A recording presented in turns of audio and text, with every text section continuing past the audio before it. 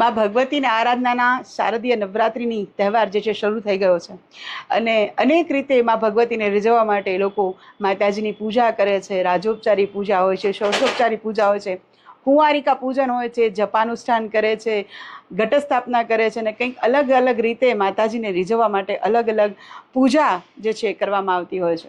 અને જે લોકો કાંઈ જ નથી કરી શકતા એ બે હાથ જોડીને માત્ર નમસ્કાર કરતા હોય છે. પણ જનરલી બે હાથની હથેળીઓ જોડી અને છાતીને સમકક્ષ રાખીને આપણે વંદન કે નમસ્કાર કરતા હોઈએ છીએ. પણ દેવીને એટલે કે માતાજીને નમસ્કાર કરવાની એક અલગ જ રીત છે અને અમુક સ્પેસિફાઈ લોકો જ આ નમસ્કાર કરી શકતા હોય છે. તો આવો વધુ વિગતે જાણીએ કે કઈ રીતે દેવીને નમસ્કાર કરી શકાય દ્વારકાના આચાર્ય શ્રી અશ્વિનભાઈ પુરોહિત પાસેથી. યા દેવી સર્વભૂતેષુ શક્તિ રૂપેણ સંસ્થિતા નમસ્તસ્यै નમસ્તસ્यै નમસ્તસ્यै નમો નમઃ. શારદીય નવરાત્ર એટલે શક્તિ આરાધનાના દિવસો. શારદીય નવરાત્રમાં ભગવતીની આરાધના થાય. આરાધનાના અનેક પ્રકારો છે, જેમાં સૌથી પહેલાં તો ભગવતીને આપણે વંદન કરીએ, નમસ્કાર કરીએ. આ સામાન્યતયા તમામ લોકો તમામ ભગવતીની સામે જઈ અને એને પ્રણામ કરી શકે છે. પરંતુ ભગવતીની આરાધનામાં એક વિશેષ પ્રકાર છે કે જેને કહેવાય યોનિ મુદ્રયા પ્રણમેત. યોનિ મુદ્રાથી પ્રણામ કરવા. યોનિ મુદ્રા એટલે આ યોનિ મુદ્રા કહેવાય. આનાથી કરી અને ભગવતીને પ્રણામ કરીએ તો એક વિશેષ પ્રમાણ, વિશેષ રીતે પ્રણામ આપણે ભગવતીને કરીએ છીએ. તો યોનિની તો સામાન્યતયા આપણે સૌ જાણીએ છીએ કે યોનિ શબ્દથી કરી અને સમગ્ર સૃષ્ટિનું જે ઉત્થાન થયું પ્રકૃતિથી કરી અને પ્રાણીઓ સુધી તમામ જે આજે એની મેળાએ સૃષ્ટિનું સંચાલન આગળ ને આગળ ચાલતું થાય છે, સૃષ્ટિ ઉત્પાદનનું કાર્ય થાય છે, એનું નિમિત્ત માત્ર એ યોનિ છે.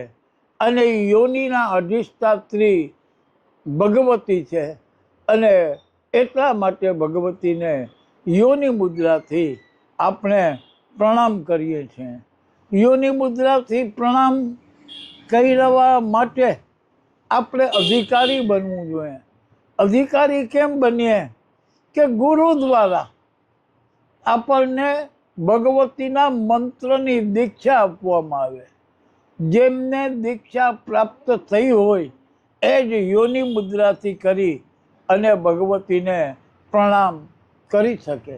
આ સિવાય તમે કોઈ કર્મ કરવા બેઠા છો, યજ્ઞાદિક કર્મો કરતા હો, એ કર્મનો સંકલ્પ કરેલો છે, એ સંકલ્પ દરમિયાન જ્યારે યોનિ મુદ્રાથી પ્રણામ કરવામાં નું કહેવામાં આવે તો ત્યારે પણ તમે યોનિ મુદ્રાથી ભગવતીને વંદન કરી શકો છો. આપણને આ મંત્રોની દીક્ષા આપે છે કારણ કે ગુરુએ એને સાધ્ય કરેલા છે.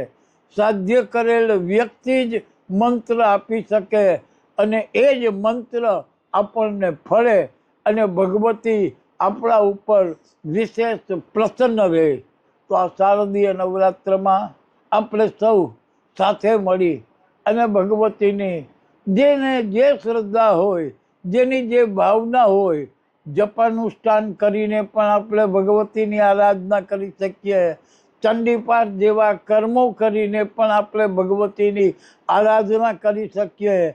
યજ્ઞાદિક કર્મો કરીને આપણે ભગવતીની આરાધના કરી શકીએ.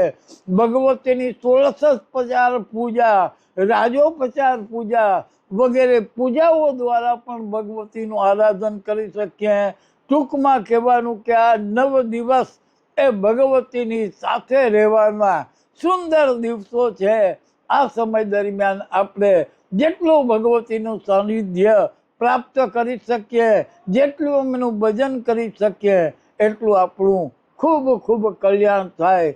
સૌના મનોરથને ભગવતી પૂર્ણ કરે એવી મંગલ કામના સાથે સૌને જય માતાજી, જય દ્વારકાધીશ.